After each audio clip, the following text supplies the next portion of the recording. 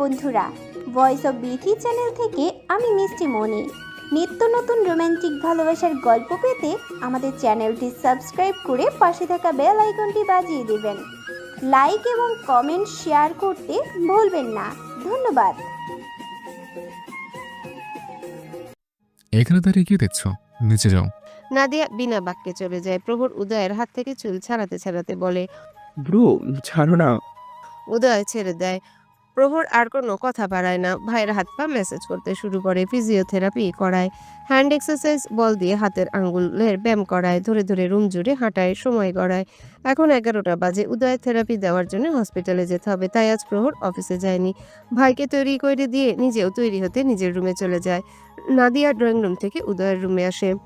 বেডে বসে থাকা উদয়ের দিকে তাকায়। ক্যাজুয়াল ব্লু শার্ট, প্যান্ট পরনে, চুলগুলো স্পাইক করা, শার্টের স্লিভ কনুই পর্যন্ত ফোল্ড করা। উদয়ের এমন রূপ দেখে তাকিয়ে থাকে নাদিয়া। এই কয়েকদিন ধরে দেখে আসা উদয়ের সাথে আজকের উদয়ের আকাশ পাতাল ফারাক। উদয় ঘাড় ঘুরিয়ে তাকায় নাদিয়ার দিকে।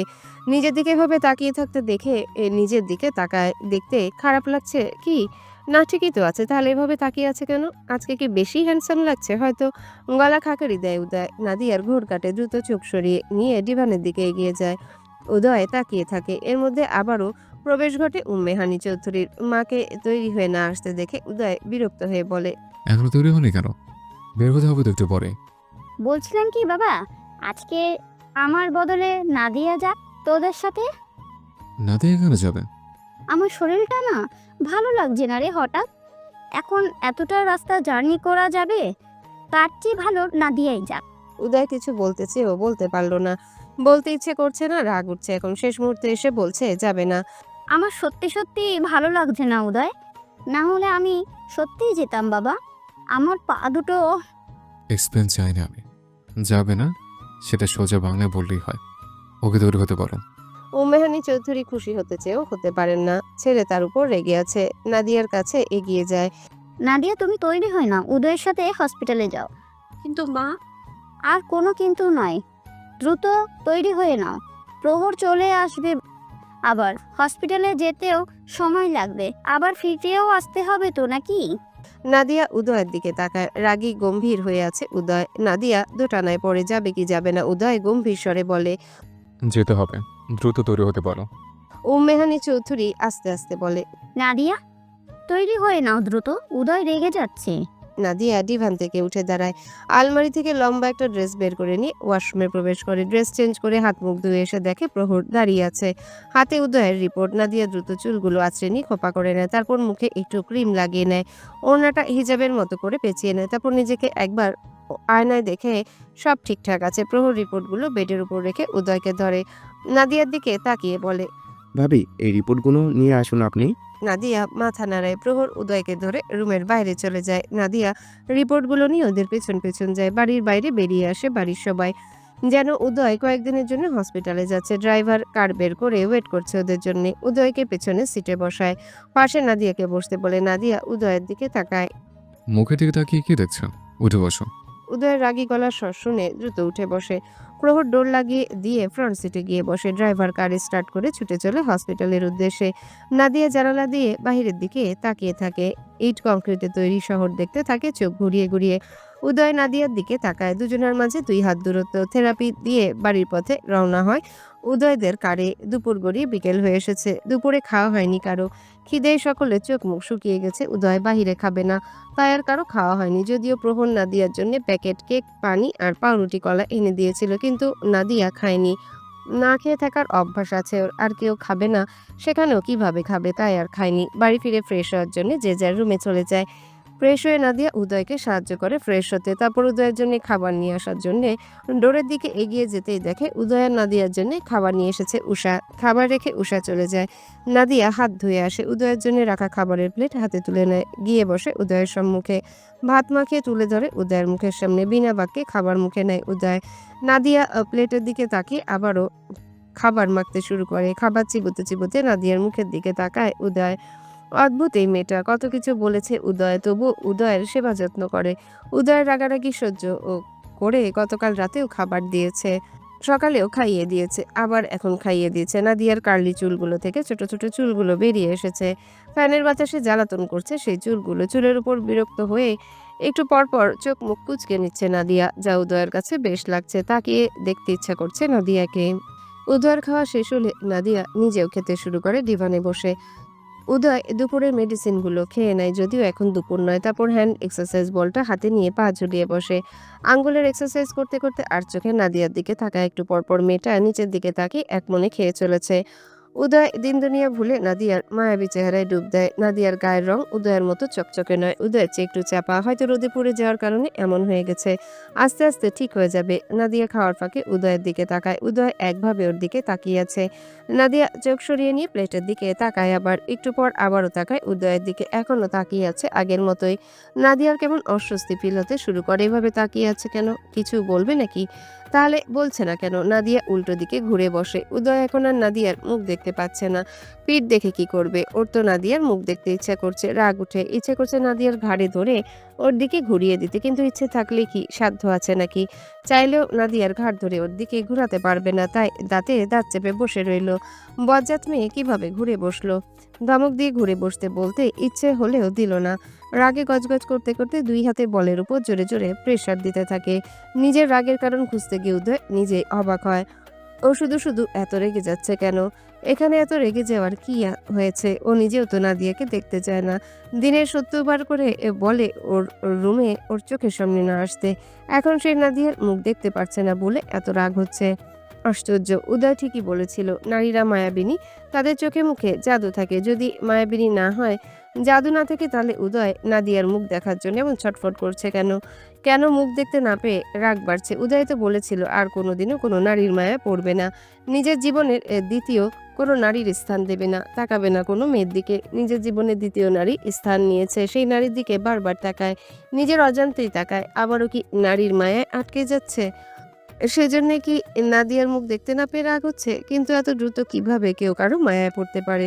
ওদের বিয়ের তো এখনো ১ সপ্তাহ পূরণ হয়নি। আর গতকাল থেকে নাদিয়ার সাথে খারাপ আচরণ করছে না।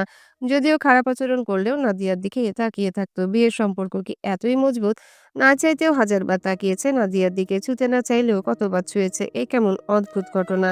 উদয় নিজের উপর নিজে বিরক্ত হয়ে রাগ দেখে পা তুলে উল্টো ঘুরে বসে। তাকাবে না ওই মেয়ের দিকে। নাদিয়া খাওয়া শেষ করে ডিভান থেকে উঠে দাঁড়ায়। বেডের দিকে তাকিয়ে দেখে উদয় উল্টো ঘুরে বসে আছে। নাদিয়া স্বস্তির নিঃশ্বাস নেয়, এগিয়ে যায় বেডের দিকে। এটো প্লেট বাটি ট্রেতে করে নিয়ে রুম থেকে বেরিয়ে যায়। উদয় ডোরের দিকে তাকায়। চলে গেছে বজ্জাত মেয়েটা। রাগে হাতে থাকা বলটা ছুঁড়ে দেয় ফ্লোরে।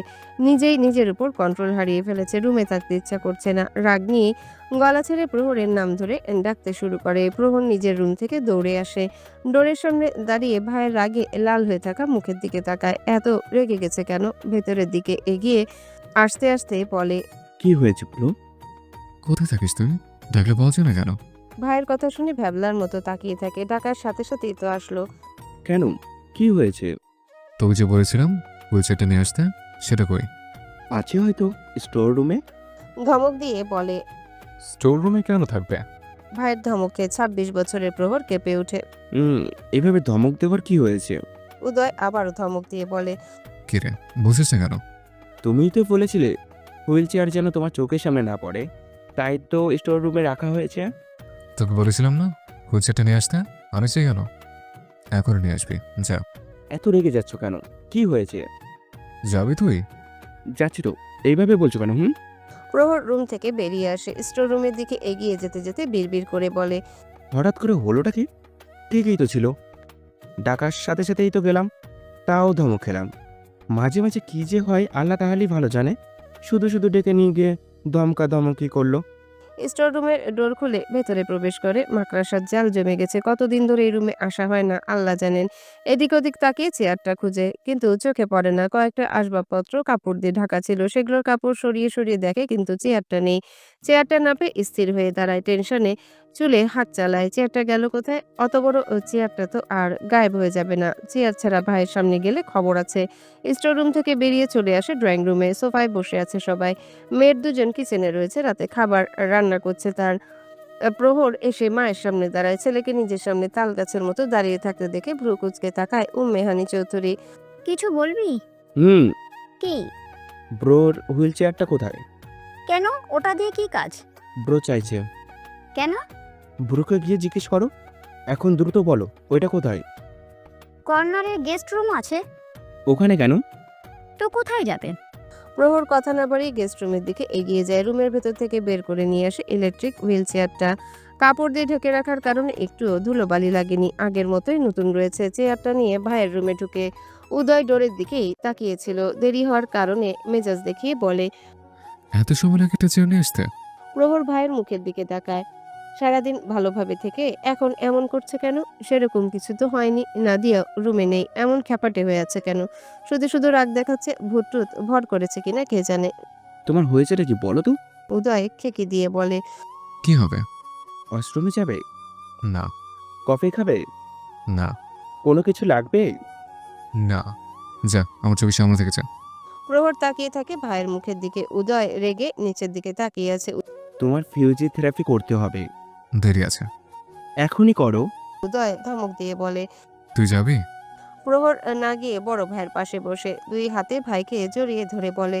কি হয়েছে তোমার? মন খারাপ? কি হয়েছে বলো আমাকে। জানি না, ভালো লাগছে না, তুই যা। উদয় ভাবতে শুরু করে ওর কি হয়েছে নিজেই জানে না। এমনি এমনি এর রাগ হচ্ছে, কোনো কারণ খুঁজে পাচ্ছে না। শুধু শুধু তখন থেকে রাগ বাড়ছে হু হু করে। বাইরে যাবে? না। চলো, ভালো লাগবে। উদয় চুপ করে থাকে। যাবে কি যাবে না ভাবতে থাকে। সিদ্ধান্ত নেয় যাবে না। প্রহরের মুখের দিকে তাকিয়ে বলে। ফিজিওথেরাপি নামে টর্চার শুরু করে দে। ভাইয়ের কথা শুনে হেসে ওঠে প্রহর। ফিজিওথেরাপিকে উদয় টর্চার নাম দিয়েছে। ব্যায়ামের নামে এক প্রকার টর্চার চলে ওর উপর দিয়ে রোজ 2 বেলা। এশার নামাজ আদায় করে নেয় নাদিয়া। উদয় বেডে বসে বসে নাদিয়া নামাজ পড়া দেখলো। বেশ সময় নিয়ে নামাজ পড়লো নাদিয়া। জায়নামাজ ভাঁজ করে বেডের দিকে ঘুরতেই দেখে উদয় ল্যাপটপের স্ক্রিনে তাকিয়ে আছে। জায়নামাজ আলমারিতে তুলে রেখে উদয়ের কাছে এগিয়ে আসে। আস্তে ধীরে শান্ত স্বরে বলে। আপনার খাবার নিয়ে আসবো এখন? উদয় মুখ তুলে তাকায়। তুমি খেয়ে নিয়ে আসো। নাদিয়ার রুম থেকে বেরিয়ে যায়। উদয় নাদিয়ার যাওয়া দেখে আবার ল্যাপটপের স্ক্রিনে তাকায়। ভালো লাগছে না, ল্যাপটপ বন্ধ করে রেখে দেয়। ফোন হাতে তুলে নিয়ে ফেসবুকে লগ ইন করে অনেকগুলো দিন পর নাদিয়া খাওয়া শেষ করে উদয়ের জন্য খাবার নিয়ে আসে। উদয় তখনও ভিডিও কলে কার সাথে যেন কথা বলছে। নাদিয়ার দিকে তাকিয়ে আবার ফোনের স্ক্রিনে তাকায়। খাবারের ট্রে রেখে জগটা হাতে নিয়ে রুম থেকে বেরিয়ে যায় পানি আনার জন্য। একটু পরে আবারও ফিরে আসে। উদয়ের সামনে বসে মুখোমুখি হয়ে খাওয়াতে শুরু করে নাদিয়া। উদয় চুপচাপ খেতে থাকে, নাদিয়াকে দেখতে থাকে। তবে নাদিয়ার খেয়াল নেই উদয় কোন দিকে তাকিয়ে আছে। নাদিয়া একবার প্লেট আর একবার উদয়ের মুখের দিকে তাকাচ্ছে। চোখ তুলে উদয় চোখের দিকে তাকায় না। তাকালে দেখতে পেত একজন কত গভীরভাবে কাছে থেকে ওকে দেখে চলেছে। নাদিয়া হয়তো বুঝতে পারছে উদয় ওর দিকে তাকিয়ে আছে, তবে নাদিয়া কোনো প্রতিক্রিয়া দেখায় না। খাওয়া শেষ হয়, এটো প্লেট বাটি গুছিয়ে রাখে। উদয়ের মেডিসিন এগুলো এগিয়ে দেয়। ডোর লক করে রেখে ডিভানের দিকে এগিয়ে যায়। ডিভান ঠিকঠাক করে ওয়াশরুমে যায়। ফ্রেশ হয়ে এসে ডিভানের উপর শুতে যাবে তখন ভেসে আসে উদয়ের গলার স্বর। নাদিয়া ঘাড় ঘুরিয়ে উদয়ের দিকে তাকায়। উদয় আমতা আমতা করে বলে। কষ্ট করে ডিভানে শুতে হবে না, তুমি বেডেই শুতে পারো, আমার সমস্যা হবে না। নাদিয়া অবাক হয়ে তাকিয়ে থাকে উদয়ের মুখের দিকে। এই বদমেজাজি লোক নিজে থেকেই ওকে ডাকছে বেডে শোয়ার জন্যে। শরীর ঠিক আছে তো? জ্বর হয়নি তো? জ্বরের করে এমন আবোল তাবোল বলছে না তো? নাদিয়া ডিভানেই বসে থাকে। যাবে কি যাবে না দোটানায় ভুগছে। উদয় তাকিয়ে আছে নাদিয়ার দিকে। ডিভান থেকে নামছে না দেখে ধমক দিয়ে বলে। ওখান থেকে আসতে বলছি না, কতখানি যায় না তোমার? উদয়ের ধমক খেয়ে ডিভান থেকে নেমে দাঁড়ায় নাদিয়া। বালিশ নিয়েছো? নাদিয়া ডিভানের উপর থেকে বালিশটা হাতে নেয়, তারপর এগিয়ে যায় বেডের দিকে। উদয় বেডের এক পাশে বসে অন্য পাশ নাদিয়াকে দেখিয়ে বলে। তুমি ওই পাশে ঘুমাবে, মোটের ভুলে এ পাশে আসবে না। অর্ধেক তোমার, অর্ধেক আমার। এখন যাও, ওই পাশে শুয়ে পড়ো। নাদিয়া উদয়ের মুখের দিকে তাকিয়ে বেডে উঠে শুয়ে পড়ে কিনার ঘেঁষে। উদয় দাঁতে দাঁত চাপে কটমট করে তাকিয়ে থাকে নাদিয়ার দিকে। ওই পাশে শুতে বলেছে বলে কি কেনার ঘেসে শুতে বলেছে? ঘুমের ঘরে পেট থেকে পড়ে গেলে তো মাছের হাড় একটা আস্ত থাকবে না। এদিকে চেপে শাও। নাদিয়া উদয়ের রাগী গলায় বলা কথা শুনে এক হাত চেপে আসে ওর দিকে। তবু দুজনের মাঝে প্রায় 2 হাতের দূরত্ব। উদয় লাইট অফ করে ডিম লাইট অন করে শুয়ে পড়ে। দুজনেই চুপচাপ দুই পাশে শুয়ে আছে। কারো মুখে রা শব্দ নেই, নিঃশ্বাসও যেন চলছে না কারো। এসির মৃদু শব্দ ছাড়া আর কোনো শব্দ নেই। অনেকটা সময় পেরিয়ে যায়, কিন্তু দুজনের একজনেরও ঘুম আসে না। নাদিয়া ঘাড় ঘুরিয়ে উদয়ের দিকে তাকায়। দেখে উদয় আগের থেকেই ওর দিকে তাকিয়ে আছে। চমকে উঠে দ্রুত উল্টো পাশ ফিরে শুয়ে পড়ে। বুকের ভেতর কেমন শব্দ হচ্ছে। দ্রুত গতিতে হার্টবিট করছে, নিঃশ্বাসের গতি বেড়ে গেছে। ওর জোরে জোরে শ্বাসের শব্দে 2 হাত দূর থেকে উদয় শুনতে পাচ্ছে। নাদিয়া 2 হাত বুকে ভাঁজ করে চোখ বন্ধ করে শুয়ে রইল। আর ভুলেও উদয়ের দিকে তাকাবে না। এখনই তো শ্বাস আটকে মরতে বসেছিল। এভাবে তাকিয়ে আছে কেন ওর দিকে? নাদিয়ার অবস্থা দেখে প্রথমে ভ্রু কুঁচকে গেলেও পর মুহূর্তে মুচকি হেসে উঠে উদয়। তাকিয়ে আছে দেখে ভয় পেল নাকি? পেতেও পারে। ঘুম আসছিল না দেখে একটু পর পর ঘাড় ঘুরিয়ে নাদিয়াকে দেখছিল আর অনেক কিছুই ভাবছিল। তারপর বারবার না তাকিয়ে একটা না তাকিয়েছিল আর তখনই নাদিয়া ওর দিকে তাকিয়েছে। বেচারি ভয় পেয়েছে বোধহয়। আহারে! নাদিয়া শোয়া থেকে উঠে বসে। বেড থেকে নামতেই উদয় বলে ওঠে। কোথায় যাচ্ছ? নাদিয়া উদয়ের দিকে না তাকিয়ে বলে, ডিভানের উপর থেকে চাদরটা নিয়ে আসি, ঠান্ডা ঠান্ডা লাগছে। বেডে তো আছে একটা, ওটা নিয়ে আসতে হবে কেন? নাদিয়া মিনমিন করে বলে, এটা তো আপনার। আমার সব কিছুতে তো ভাগ বসিয়েছ, আমার আমিটা তো ভাগ বসিয়ে দিয়েছ, সেখানে সামান্য চাদর ভাগ বসালে সমস্যা কি? নাদিয়া চোখ তুলে উদয়ের দিকে তাকায়। শুয়ে পড়ো। নাদিয়া চাদরের ভাঁজ খুলে গলা অবধি ঢেকে শুয়ে পড়ে। উদয় নাদিয়ার দিকে তাকিয়ে নিজে উল্টো পাশ ফেরে ঘুমানোর জন্য। আগামীকাল অফিসে ইম্পর্টেন্ট মিটিং আছে, ওকে সশরীরে উপস্থিত থাকতে হবে অফিসে, তাই এখন ঘুমানো প্রয়োজন। রোজকার মতন রাত 2:30-3টার দিকে ঘুম ভেঙে যায় উদয়ের। মোড়ামুড়ি করে উঠে বসে বড় লাইট অন করে এগিয়ে যায় বেডসাইড টেবিলের দিকে। জগ থেকে গ্লাসে পানি ঢেলে কুলি করে পানি খায়। ডিভানের দিকে চোখ যেতে দেখে নাদিয়া ডিভানের উপর নেই। ওয়াশরুমের দিকে তাকায়, ওয়াশরুমেও নেই। ডোরের দিকে তাকায়, ডোর ভেতর থেকে লক করা। হাওয়া হয়ে গেল নাকি? দ্রুত বেলকনির দিকে দেখার জন্য ঘাড় ঘোরাতে চোখ পড়ে বেডে। বিভোর হয়ে ঘুমিয়ে আছে ওর পাশে, চাদর দিয়ে গলা অবধি ঢেকে রাখা। চুলগুলো এলোমেলো হয়ে কপালে ঘাড়ে বালিশে ছড়িয়ে রয়েছে। এক দৃষ্টিতে তাকিয়ে থাকে ঘুমন্ত নাদিয়ার মুখের দিকে। ঘুমের ঘোরে নাদিয়া নড়ে চড়ে উঠলে উদয়ের ঘোর কেটে যায়। চোখ সরিয়ে নিয়ে অন্যদিকে তাকায়। এই মেয়ের মুখের দিকে তাকালেই কেমন জানি হারিয়ে যায়, ঘোরের মধ্যে চলে যায়, নিজের মাঝে আর থাকে না। নাদিয়া তো আহামরি সুন্দরী না, তারপরেও ওর দিকে চোখ আটকে যায় কেন? উত্তর নেই উদয়ের কাছে। উত্তর খুঁজেও পাচ্ছে না। সারাদিন ধরে অনেক খোঁজার চেষ্টা করেছে, পায়নি। হয়তো পাবেও না কখনো। লাইটটা অফ করে শুয়ে পড়ে। ঠান্ডা ঠান্ডা লাগছে ওরও। এসি তাপমাত্রা বাড়িয়ে দেয়, তারপর চাদর টেনে নিজের বুক অবধি ঢেকে নেয়। শোয়ার পর থেকে বাম কাত ফিরেছিল, তাই এখন চিত হয়ে শোয়। উদয়ের নড়াচড়ায় নাদিয়া নড়ে চড়ে উঠে আবার। উদয় ঘাড় ঘুরিয়ে নাদিয়ার দিকে তাকায়, তারপর আবার সোজা হয়ে সিলিং এর দিকে তাকায়। ঘুম ছুটে পালিয়েছে ওর দু চোখ থেকে। এখন আর ঘুম আসছে না। ছটফট করতে করতে ফোনটা হাতে তুলে নেয়। কত শত রাত না ঘুমিয়ে কাটিয়েছে হিসেব নেই। আজকেও বাকি রাতটুকু জেগেই কাটাতে হবে।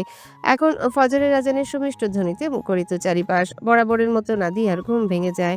শুয়ে থেকে মোড়ামুড়ি করে উঠে বসে। উদয়ের দিকে চোখ যেতেই দেখে ফোন দেখছে।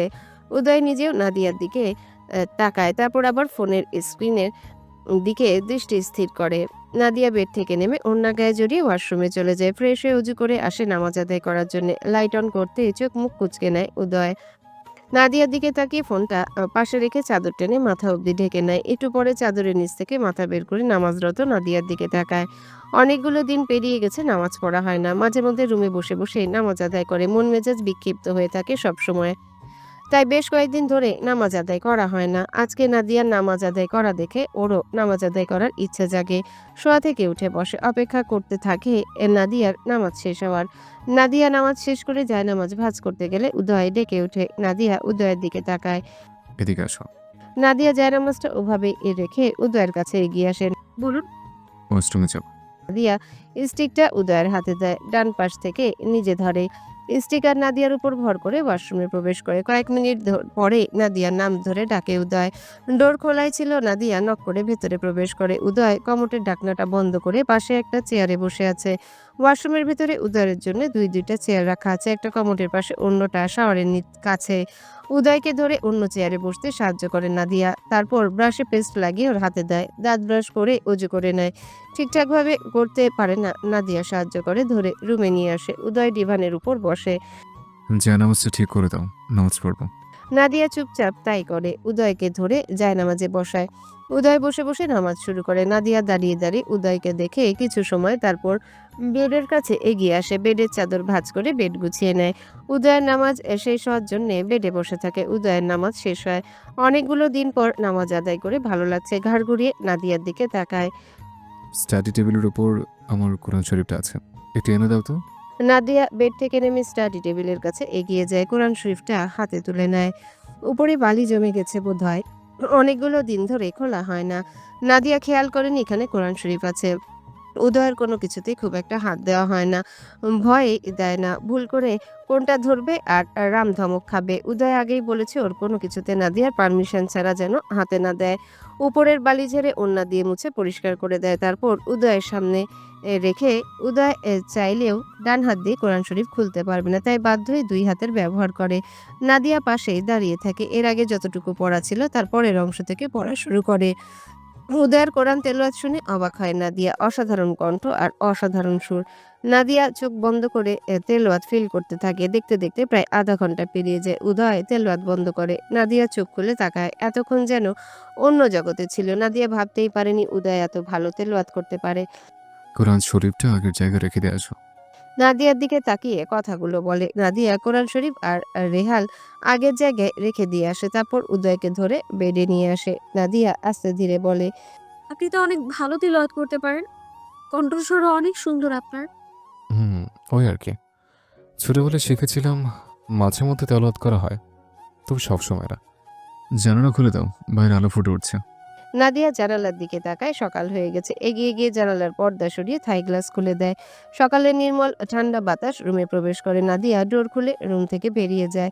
উদয় অপেক্ষা করতে থাকে প্রহরের জন্য। একটু পরে এসে ফিজিওথেরাপি শুরু করবে। আজকের মনটা ফুরফুরে লাগছে। এখন আর রাগ হচ্ছে না কালকের মতো। অদ্ভুতভাবে মনটা পরিবর্তন হয়ে গেছে আজ। উদয়ের ভাবনার মাঝে রুমে প্রবেশ ঘটে প্রহরের। হাসি মুখে এগিয়ে আসে ভাইয়ের কাছে। Good morning bro. Good morning. কেমন আছো? আলহামদুলিল্লাহ, ভালো। তুই? আলহামদুলিল্লাহ, আমিও ভালো আছি। প্রহর তীক্ষ্ণ দৃষ্টিতে তাকিয়ে থাকে ভাইয়ের দিকে। আজকে আর রাগি রাগি লাগছে না। মন মেজাজ আজকে বোধহয় ভালো। উদয়ের মেসেজের জন্য তেল নিয়ে আসে। ভাইয়ের সামনে বসে দুই পা তুলে পরনের ট্রাউজার উড়ুর উপর তুলে নেয়। ডান পা আগে মেসেজ করতে শুরু করে।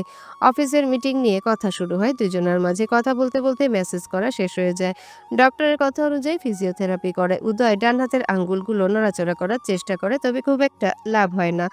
আগের মতোই কুঁকড়ে আছে, তবে আগের চেয়ে একটু নরম হয়েছে। আগে যেমন শক্ত হয়ে থাকতো, এখন তেমন শক্ত হয়ে থাকে না। পুরো বডির কিছুটা উন্নতি হয়েছে আগের থেকে। নাদিয়া কিচেনে এসে থালা বাসন ধুতে শুরু করে। মেয়ের দেখতে পেয়ে দ্রুত নাদিয়ার হাত থেকে থালা বাসন কেড়ে নেয়। কি করছেন ম্যাম? আপনি এগুলো ধরছেন কেন? ধুলে সমস্যা কোথায়? ধোয়ার জন্য তো আমরা আছি ম্যাম। বড় ম্যাম দেখতে পেলে রাগারাগি করবেন। আপনি সবাই গিয়ে বসুন, আমরা কাজ করছি।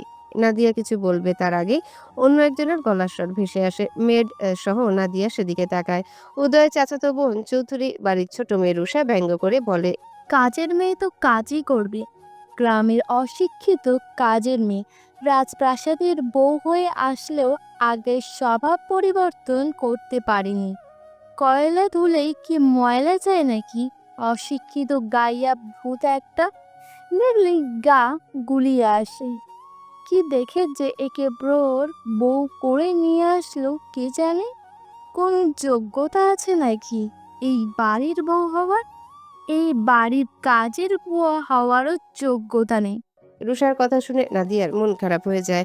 এর আগেও দুবার রুষা নাদিয়াকে ছোট করে কথা বলেছে। নাদিয়ার দিকে তাকায়ও যেন কিভাবে। গরিব ঘরের মেয়ে বলে নাদিয়াকে যেন মানুষ বলে মনেই করে না। বড়লোক বাপের অহংকারী মেয়ে রুষা চৌধুরী। অনার্স দ্বিতীয় বর্ষের স্টুডেন্ট। চৌধুরী বাড়ির সকলের থেকে আলাদা হয়েছে। অহংকার গরিমায় পা পড়ে না মাটিতে। এর জন্য বাবা মা বড় বোনের কাছে অনেক বকাও খেয়েছে, তবুও পরিবর্তন নেই। গরিব মানুষ দুই চোখে দেখতে পারে না।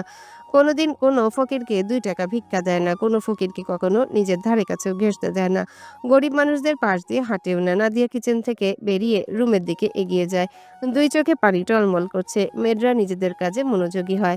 তারা এই মেয়েকে খুব ভালো করেই চেনে। এই মেয়ে তারাও খুব একটা পছন্দ করে না। এক নম্বরের অহংকারী মেয়ে একটা। মেয়েদের সাথেও খুব একটা ভালো ব্যবহার করে না।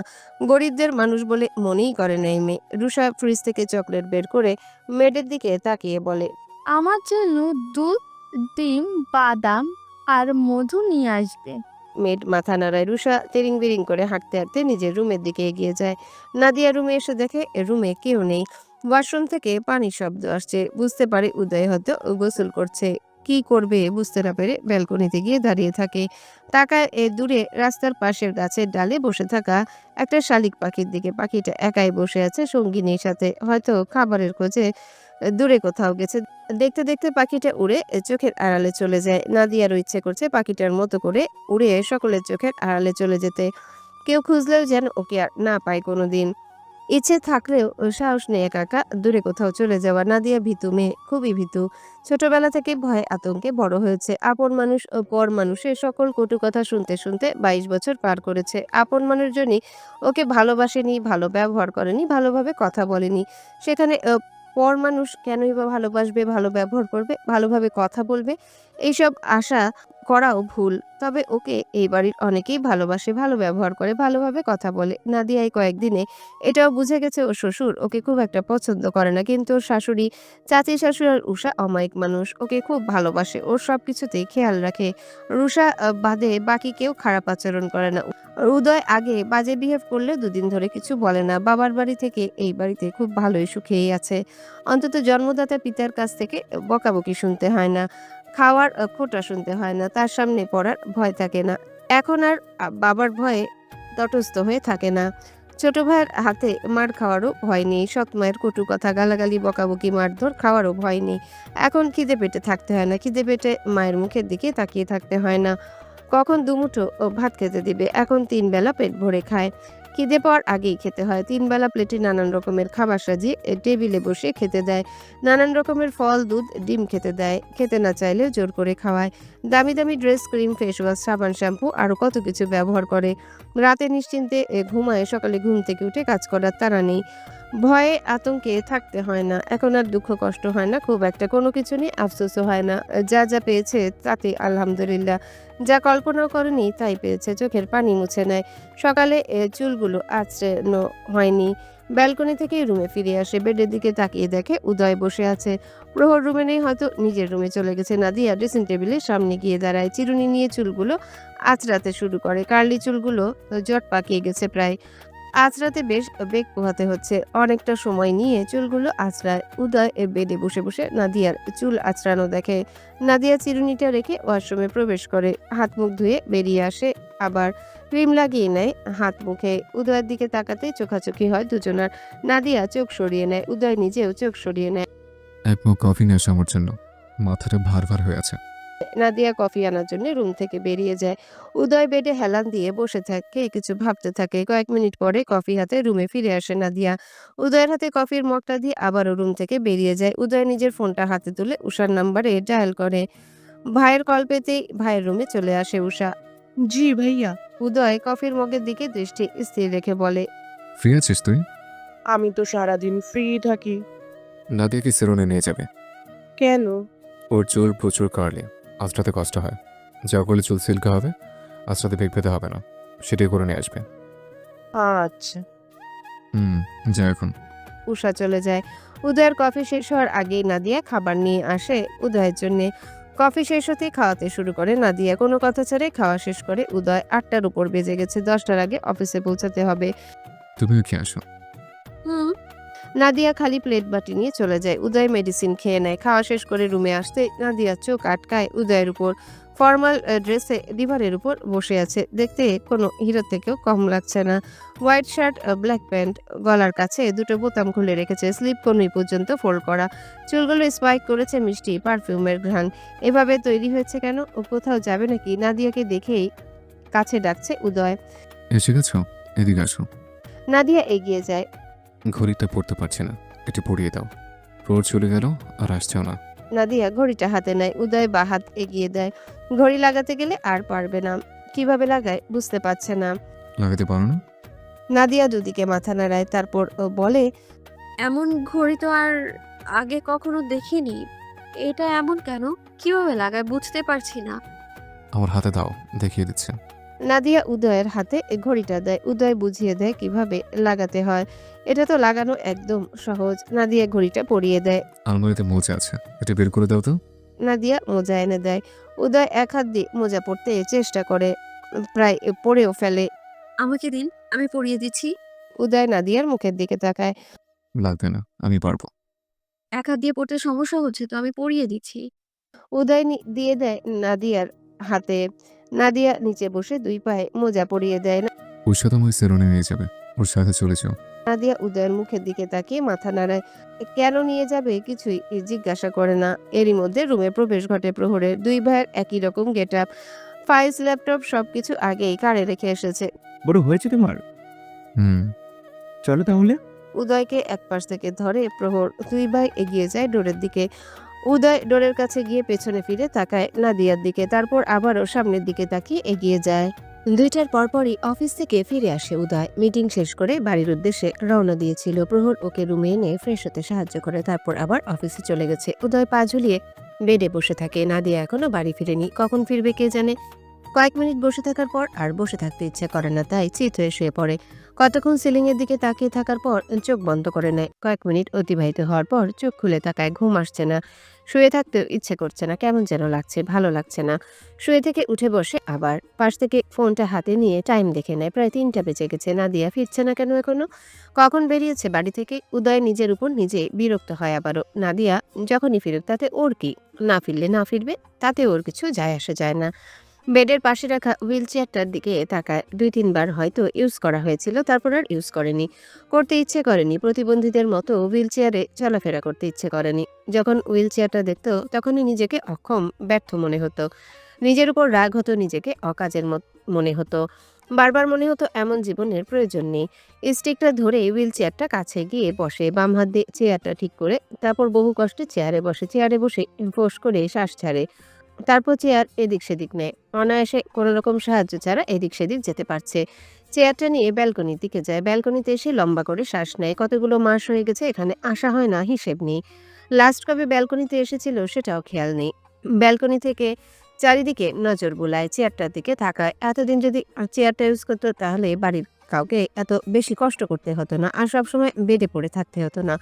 লম্বা করে শ্বাস ছাড়ে, ডুব দেয় অতীতে। আগের দিনগুলো কত সুন্দর ছিল, কত হাসি খুশিতেই না কেটেছে সেই দিনগুলো। ব্যালকনিতেই 30 মিনিটের বেশি সময় পার করে দেয় উদয়। কারে হর্ন শুনে নিচের দিকে তাকায়। উষা নাদিয়া কার থেকে বের হচ্ছে। নাদিয়ার মুখ দেখা যাচ্ছে না, ওড়না দিয়ে মাথা মুখ শরীর ঢেকে রেখেছে। ব্যাপারটা ভালো লাগলো উদয়ের কাছে। কিছু সময়ের মধ্যে রুমে চলে আসে নাদিয়া। উদয়কে দেখতে পায় না, হয়তো অফিস থেকে এখনো ফেরেনি। হাতে থাকা প্যাকেট ড্রেসিং টেবিলে ড্রয়ারে রেখে দেয়।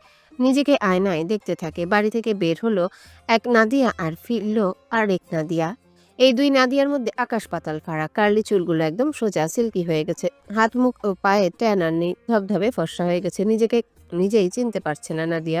ড্রয়িং রুমে উপস্থিত সবাই অনেক প্রশংসা করেছে নাদিয়া ঘুরে ফিরে নিজেকে দেখে। আসলে কি এটা নাদিয়া, নাকি অন্য কারো বাড়িতে নাদিয়ার আত্মা ট্রান্সফার করে দিয়েছে? কার্লি উস্কো খুস্কো ড্যামেজ, ফ্রিজি চুলগুলো একদম সোজা, সিল্কি, স্বাস্থ্যোজ্জ্বল হয়ে গেছে। হাতে মুখে পায়ে চুলে কি লাগিয়েছে যে ওকেই পরিবর্তন করে দিয়েছে। টাকা যে বরাবরই জোর বেশি সেটা প্রমাণ নাদিয়া আবারও আজ পেল। এই সব কিছু করতে গিয়ে কত হাজার টাকা খরচ হয়েছে নাদিয়ার ধারণার বাইরে। ড্রেসিং টেবিলের সামনে থেকে সরে ওয়াশরুমে প্রবেশ করে। ফিরে এসে দেখে উদয় হুইল চেয়ারে বসে আছে বেডের সামনে। নাদিয়াকে দেখতে উদয়ের নজর আটকে যায়, এক দৃষ্টিতে তাকিয়ে থাকে। এটা কি সেই নাদিয়া, নাকি ওর বউকে কেউ পরিবর্তন করে দিয়েছে? উদয়কে এভাবে তাকিয়ে থাকতে দেখে অস্বস্তিতে পড়ে নাদিয়া। এই লোক যখন তাকায় তখন এইভাবে এক দৃষ্টিতে তাকিয়ে থাকে কেন? নাদিয়া উল্টো ঘুরে সরে যায়।